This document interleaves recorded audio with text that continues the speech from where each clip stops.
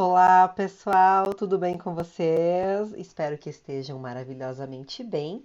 Então, hoje a gente vai falar sobre a terceira parte da Lei de Crimes Hediondos. A prof se atrapalhou um pouco aí, porque na sexta não consegui gravar. Na verdade, eu havia gravado no Canva e quando terminou a gravação deu erro no upload. Daí já era 1 hora da manhã, eu falei, não, não vai dar. Na sexta não consegui gravar, ontem tive um compromisso, também não consegui. Então, hoje a gente vai falar da... Hoje a gente vai ter a terceira aula. A prof tá começando aqui no OBS, então, é um teste, né? Eu espero que a prof consiga. Tanto é que eu estou gravando aqui no quarto que eu fiz pro meu sobrinho. Ainda não coloquei a mesa no local específico onde eu quero dar continuidade nas gravações, tá? Mas vamos lá! Vamos lá e vamos ver como é que a prof vai se sair agora. Se vai dar certo essa gravação aí pelo OBS, que a princípio seria a melhor forma de gravar. Até olha, vocês estão conseguindo me ver bem maiores hoje, né? Então, é domingo à tarde por aqui e vamos dar continuidade na lei de crimes hediondos, certo? Vamos lá, então, gente. Então, hoje é para ser a nossa última aula, tá? Terceira e última. Então, ela vai passar um pouquinho dos 20 minutos, mas a gente vai falar sobre muitos tópicos importantes que não estavam na Lei de Crimes Hediondos quando ela foi promulgada pela primeira vez em 1990. Tanto é que hoje nós vamos falar de uma alteração que veio em 2014. Essa alteração veio a trazer o crime de favorecimento da prostituição ou de qualquer outra forma de exploração de criança ou de adolescente ou de vulnerável. Então, olha que bacana essa alteração trazida, né? E aí, o que é importante trazer aqui, gente? O crime de favorecimento, de prostituição ou de qualquer outra forma de exploração sexual de criança ou de adolescente ou de vulnerável, ele vai ser crime hediondo nesta forma do caput, tá? Então, você favorecer ou explorar uma criança sexualmente, né? É crime, tá? Nesse caso, é um crime previsto no Código Penal e vai ser crime hediondo. Agora, a lei ela traz o seguinte: o caput será crime hediondo e também os parágrafos primeiro e segundo também serão crime hediondo. Como eu falei para vocês em um dos vídeos, eu tenho gatos, né? E eu tenho alguns gatos miando aqui. Então vocês vão ver os gatos passando. Tá, gente? Então, o que o parágrafo segundo ele traz, tá? Ele vai trazer situações qualificadas deste crime de favorecimento à prostituição, tá? E aí, o que ele diz aqui? Quem praticar essa conjunção carnal, né, que é a conjunção pênis e vagina, ou então qualquer ato libidinoso, e aí de, nós estamos falando passar a mão, se masturbar, atos sexuais, né, que envolvam o corpo, né, que são diferentes da conjunção carnal, tá? Então eu citei aí 2 exemplos, né, mas temos muitos mais atos libidinosos. E aí diz o quê? Quem praticar esse ato libidinoso ou essa conjunção com um menor de 18 anos e maior de 14 vai, né, incorrer nessa prática do favorecimento à prostituição. Então, assim, ó, como é que funciona? Quem favorece, ou seja, quem coloca essa criança ou esse adolescente em uma casa de prostituição, né? Ou não necessariamente na casa na prostituição, mas, por exemplo, tem a guarda dessa criança e recebe essa criança, recebe uma pessoa adulta na casa para manter essa conjunção. Então, vai se equiparar nessas condutas do favorecimento, tá? E, prof, por que é o maior de 14 e o menor de 18? Tudo bem, nós estamos falando em menor de 18, nós estamos falando de adolescentes. Mas por que maior de 14? Porque se for menor de 14, é estupro de vulnerável. Tá? A gente tem outros crimes menor de 14. Nós temos outros crimes de favorecimento à prostituição, por exemplo, lá no ECA, tá? Que o ECA traz muito sobre pornografia infantil, tá? Então, por esse motivo que o inciso primeiro do parágrafo segundo, ele traz essa questão de que tem que ser maior de 14 anos, tá? E o que vai dizer aqui o inciso segundo?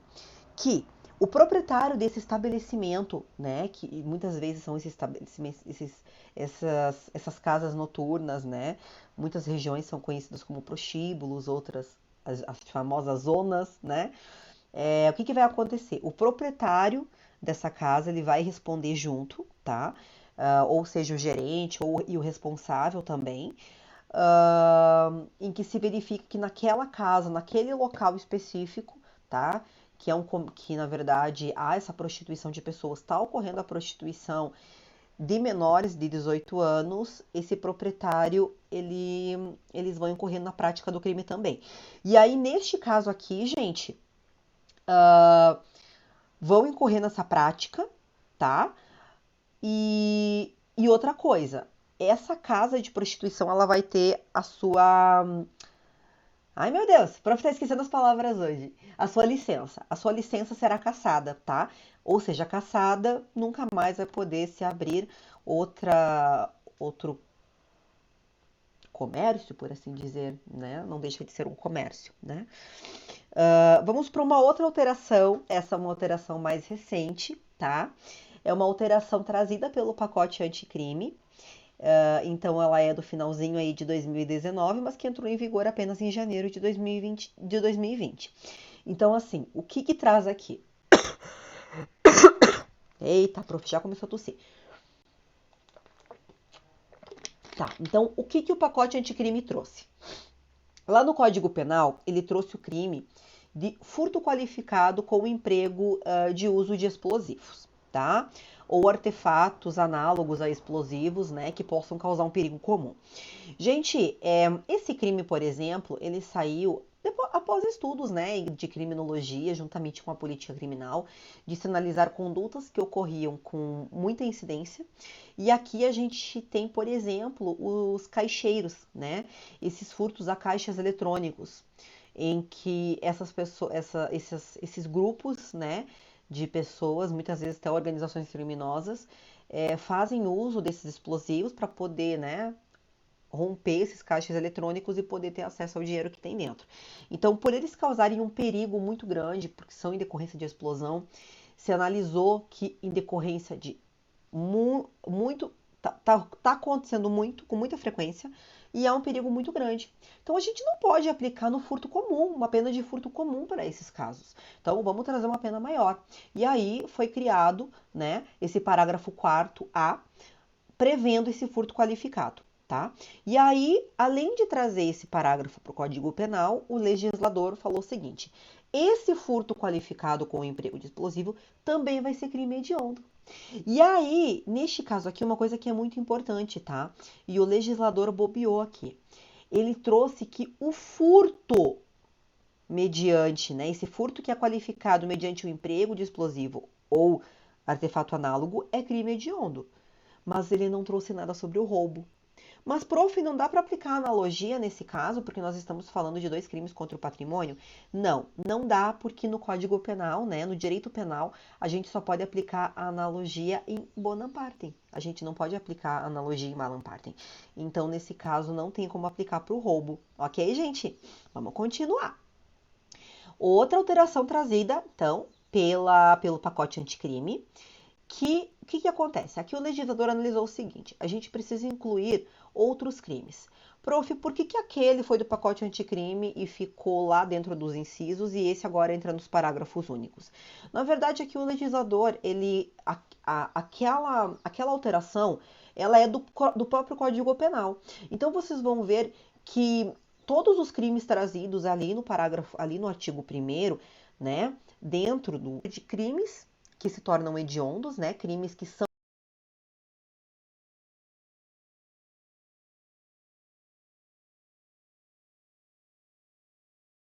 considerados hediondos, mas são crimes que estão previstos em leis especiais, em leis penais, e não no Código Penal.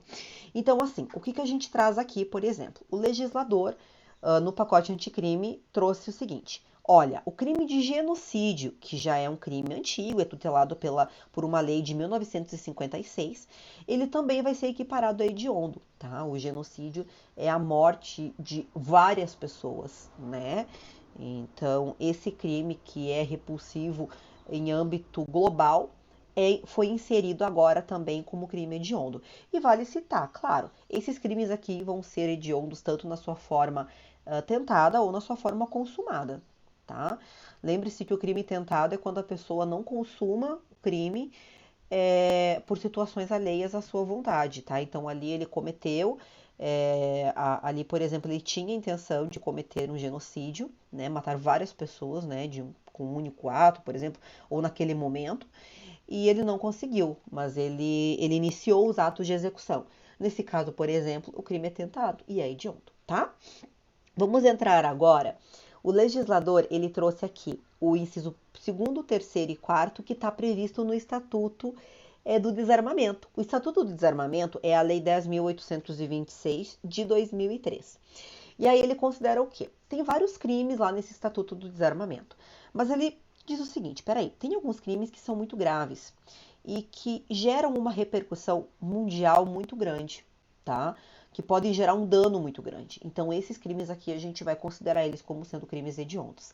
E aí qual é o primeiro crime no caso do Estatuto do Desarmamento que o legislador trouxe agora como crime hediondo? O crime de posse ou porte ilegal de arma de fogo de uso proibido. É um crime agora que o que vocês precisam ver aqui, gente? Posse e porte, né? Prof, qual que é a diferença entre posse e porte? A posse é você possuir. Então, você possui dentro do seu patrimônio, você possui dentro da sua residência uma arma de uso proibido, você possui dentro do teu escritório, né, essa arma de uso proibido. E, prof, o que são armas de uso proibido? São armas que, na verdade, não podem ser utilizadas muitas vezes nem pelas forças de segurança. Então, a gente está falando de armas nucleares, estamos falando de instrumentos, por exemplo, uma bazuca, né? São instrumentos que disparados, por exemplo, contra uma casa, um edifício, olha a proporção, o risco que isso gera para a sociedade. Então, são armas, e essas armas, elas têm uma portaria em que se especifica o que é permitido, o que são armas de uso restrito e o que são armas de uso proibido. E aqui vocês precisam ter atenção. Lembrem-se que no crime de roubo, que está previsto aqui como sendo um crime hediondo, tá lá que você cometer um crime de roubo com uma arma de uso permitido, ou uma arma de uso restrito, ou uma arma de uso proibido, é crime de roubo, tá? E daí, nesse caso, vai ser crime hediondo, certo? Aqui vocês têm que ter atenção. Aqui é a simples posse. Você não está cometendo um crime com essa arma. Você está possuindo ela. Possuir é permanecer com ela dentro da tua residência, dentro do teu escritório. O que é portar? Portar, estar com você. Então, estar junto do teu corpo ou estar dentro do veículo, porque veículo está em movimento, você está transitando com esse veículo. Então, você está portando, tá? Então, essa é a diferença entre o posse e o porte, tá? A posse e o porte. Então, assim, aqui o simples portar, o simples possuir essa arma de fogo tem que ser de uso proibido para ser crime hediondo, tá? Então, para ser crime hediondo, tem que ser de uso proibido. Também, um outro crime, comércio ilegal de arma de fogo. A arma de fogo está relacionada a vários crimes que têm uma repercussão muito grande, são crimes muito sérios. A gente fala do roubo, a gente fala do latrocínio, a gente fala da homicídio, podemos colocar um estupro mediante o uso de arma de fogo, né, por meio de ameaça. Então, assim, a arma de fogo é um instrumento letal. Então, se tem que ter um controle muito grande sobre a distribuição, sobre a venda e quem vai fazer a aquisição dessas armas. Por isso que o comércio ilegal dessas armas deve ser punido com maior rigor. E é por esse motivo que o legislador trouxe aqui o comércio ilegal de arma de fogo como um crime hediondo, tá? E o último crime hediondo previsto no Estatuto é o tráfico internacional de armas de fogo, acessórios ou munições. E aqui, então, leia-se, tráfico internacional tem que haver essa transposição de fronteiras, tá? Então, fronteira do Brasil com outros países, tá? Essa arma tem que haver esse objetivo do tráfico, né, de vender ou comprar armas de fogo, né, de outros países, né, ou vender para outros países. E nesse caso a arma pode ser de uso permitido, de uso restrito ou de uso proibido, porque a lei não traz nenhuma situação aqui. Inclusive munição. Eu não tô traficando armas, eu tô traficando as munições. Também entra aqui como crime hediondo. Beleza? Então são esses três incisos que tratam, que são crimes hediondos e que tratam do Estatuto do Desarmamento. Agora nós vamos para um crime que na verdade está previsto na Lei de Organizações Criminosas, tá? Que são as chamadas ORCRIMs. As organizações criminosas, elas podem ser formadas para cometer diversos outros delitos. Pode ser para tráfico de pessoas, pode ser para tráfico de armas, pode ser para tráfico de drogas, pode ser para crimes de roubo. As organizações, elas são constituídas por pessoas com caráter permanente que têm o objetivo de cometer vários outros delitos, tá? E o que o inciso 5º traz aqui? Uma organização criminosa que se constitua. Então, essas pessoas se constituem e formam essa organização criminosa. E elas formam essa organização para cometer crimes hediondos ou que sejam equiparados a hediondos. Esse crime de constituir essa organização criminosa vai ser crime hediondo, tá? Por quê? Porque as organizações criminosas que, por exemplo, se constituem para cometer tráficos de droga, o tráfico de droga ele é equiparado a hediondo. Então, aqui ela entra como crime hediondo. Uma organização criminosa que trata do tráfico de armas, né, que lide com essa questão do tráfico de armas internacional. Essa organização, o objetivo dela é traficar armas.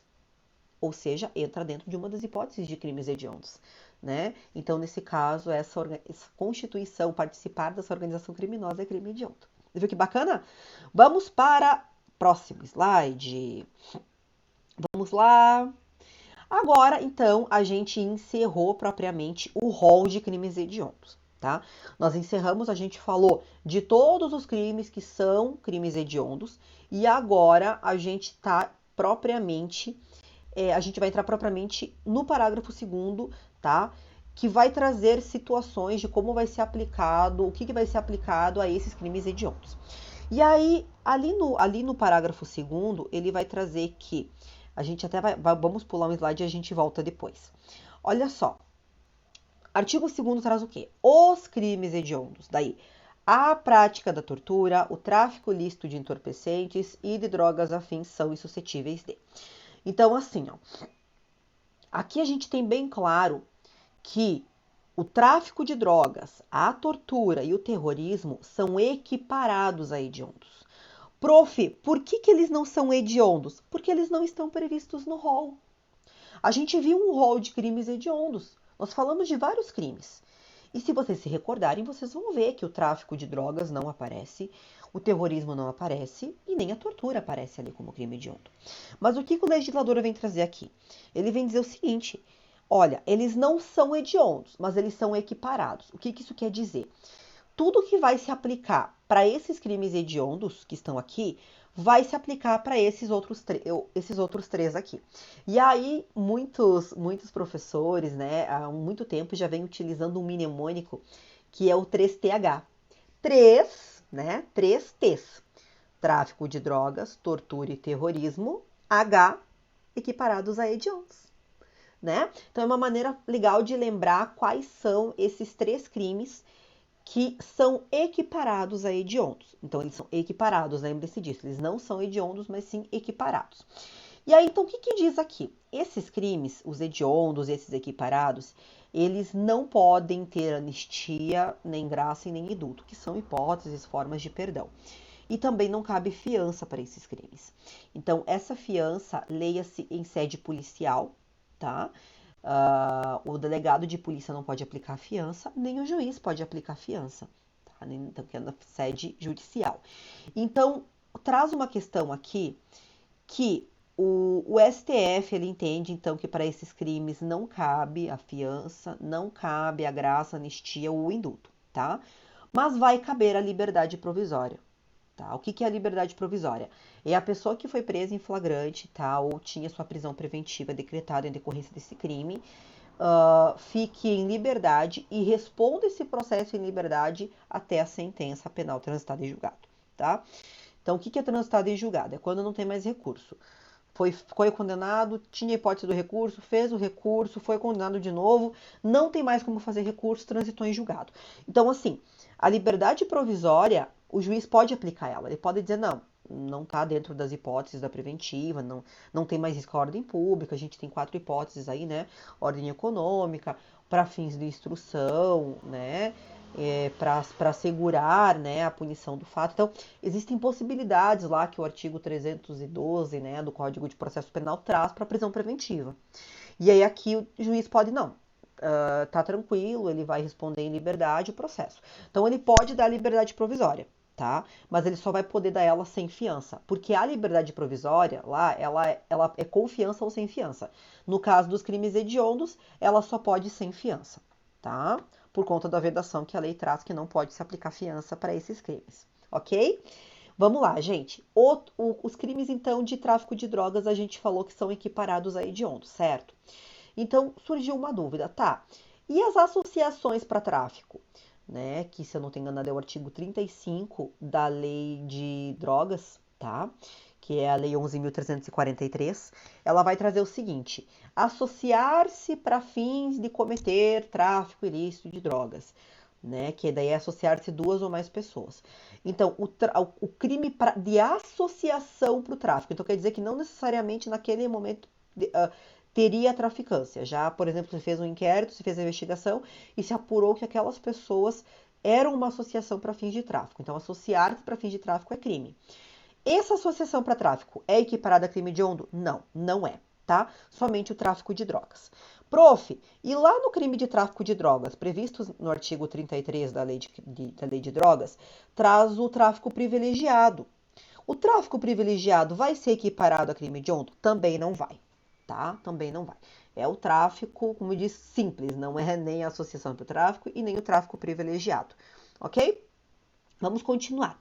Exame criminológico. O exame criminológico está previsto na Lei de Execução Penal, a LEP, tá?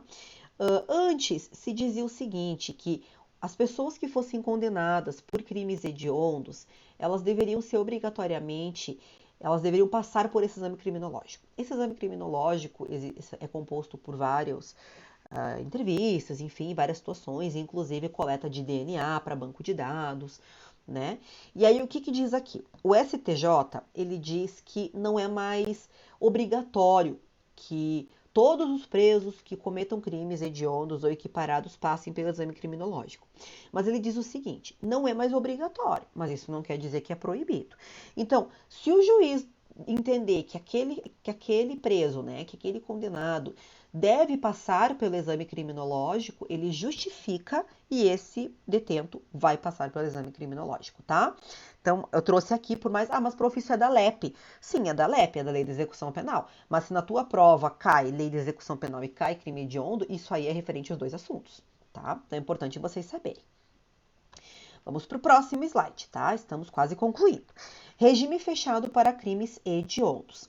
Então, assim, gente, na lei de crimes hediondos, ali no artigo 2º, parágrafo 1º, diz que a pessoa que cometeu um crime hediondo ou equiparado, ela deve inicialmente iniciar o seu regime inicial no regime fechado. Prof, como é que isso funciona? O Código Penal, ele traz lá que você pode iniciar o teu cumprimento de pena, né? Quando você já foi condenado, você pode iniciar no aberto, no semiaberto ou no fechado, tá? O aberto é a pena máxima até 4 anos. O semiaberto, pena máxima de 4 a 8. O fechado, pena máxima superior a 8. E aí vão ter algumas hipóteses, tá? Mas essa pessoa, ela cometeu, por exemplo, a pena dela é de 7 anos, mas ela já é reincidente. Aí, por exemplo, se aplica o fechado inicial. Então, a gente fala do princípio da individualização da pena. Vai se analisar o crime que aquela pessoa cometeu, né, a conduta que foi realizada, como que aquela pessoa foi condenada, e aí para aquela pessoa vai se aplicar aquele crime, vai se aplicar o regime inicial fechado, vai se aplicar o regime inicial aberto ou semiaberto. Então, assim, por isso que veio o STF e diz o seguinte, esse artigo que diz que todo mundo que cometer crime hediondo ou equiparado, na forma consumada ou tentada, vai iniciar sua pena em fechado, ele é inconstitucional, porque ele fere o princípio da individualização da pena que está lá no artigo 5º da Constituição Federal. Então não pode uma lei, né, que ela é hierarquicamente inferior à Constituição Federal, prever uma condição diferente do que a Constituição prevê, tá? Então, nesse caso, não quer dizer necessariamente que aquela pessoa que cometeu o crime hediondo equiparado vai iniciar no fechado, tá? Prof, esse artigo tá vedado? Não, não tá. Tá? Então, ele não é aplicável, ok? Não é aplicável por ser inconstitucional. Estamos concluindo, tá, pessoal? A progressão de regime, então, aquilo que eu havia comentado, O que é a progressão de regime? Você iniciou tua pena no fechado.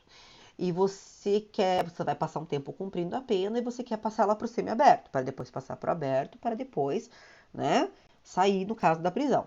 Então, assim, antes de 2007, pela lei de crimes hediondos, quem cometia um crime hediondo equiparado deveria cumprir 1/6 da pena para poder progredir de regime, tá? Ou seja, ir do fechado para o semiaberto para o fechado, tá? Depois de 2007, tá? Até 2020, com a lei de pacote anticrime, se tinha duas hipóteses.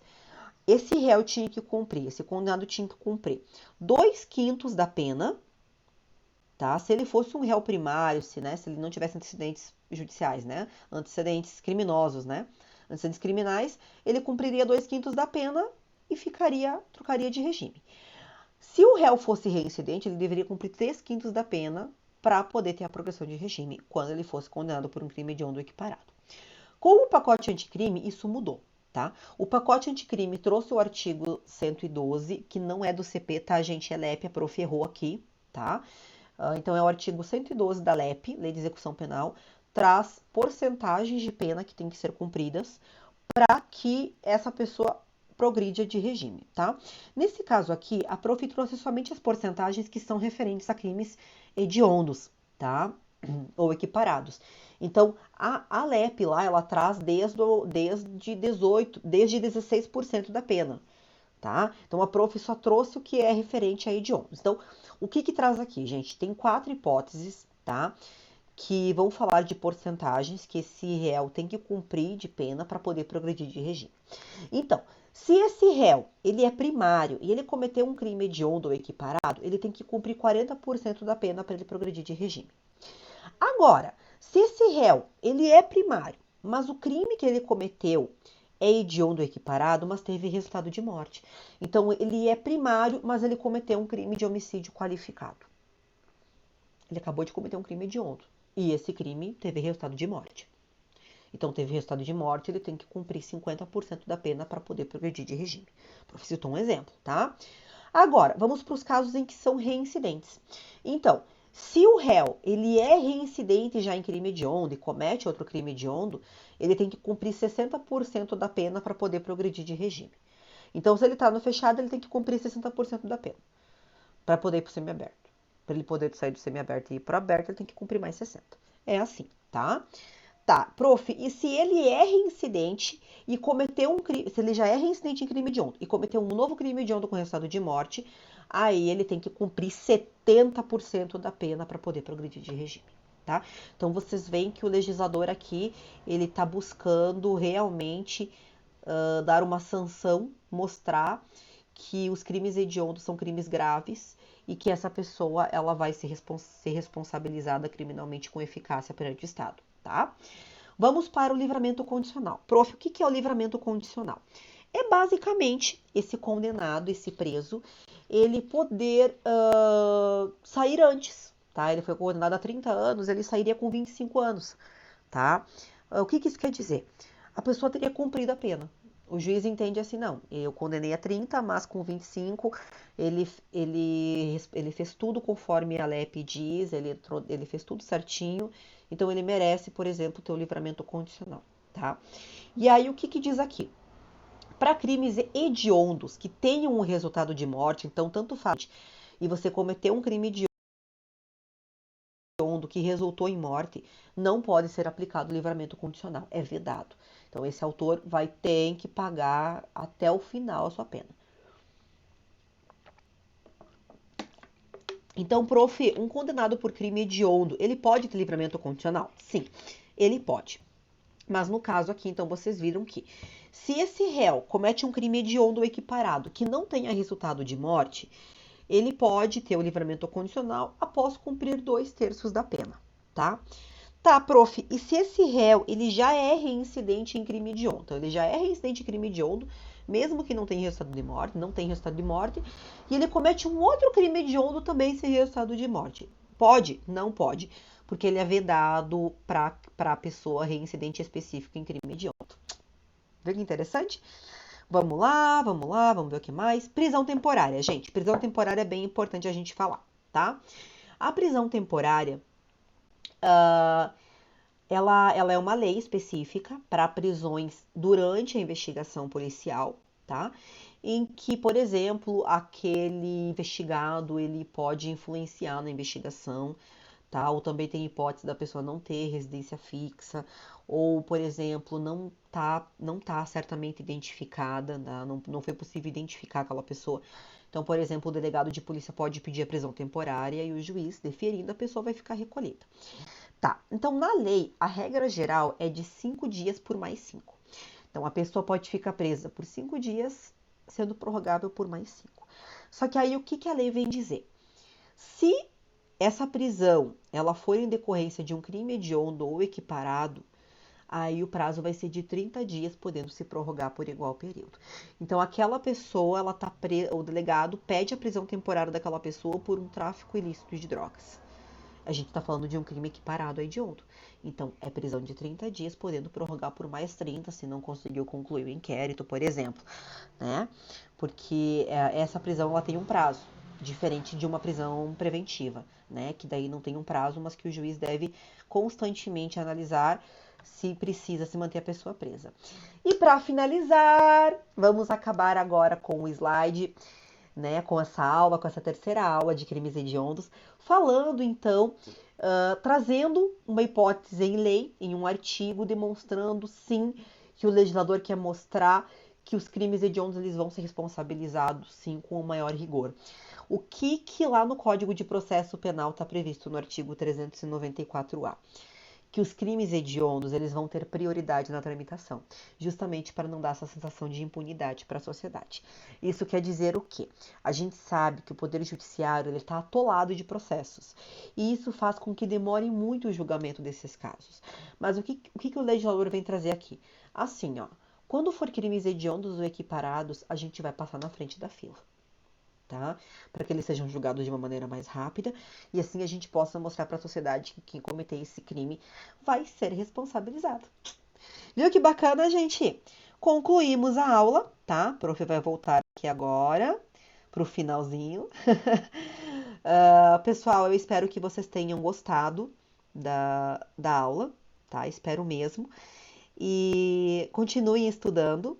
E a próxima aula, que vai ser na próxima semana, a gente vai tratar da lei de tortura. Então, fiquem comigo. Se você gostou da aula, dá um like nesse vídeo, tá? E se você ainda não é inscrito no canal, se inscreve aí para não perder nenhuma aula. Valeu, um abraço, pessoal!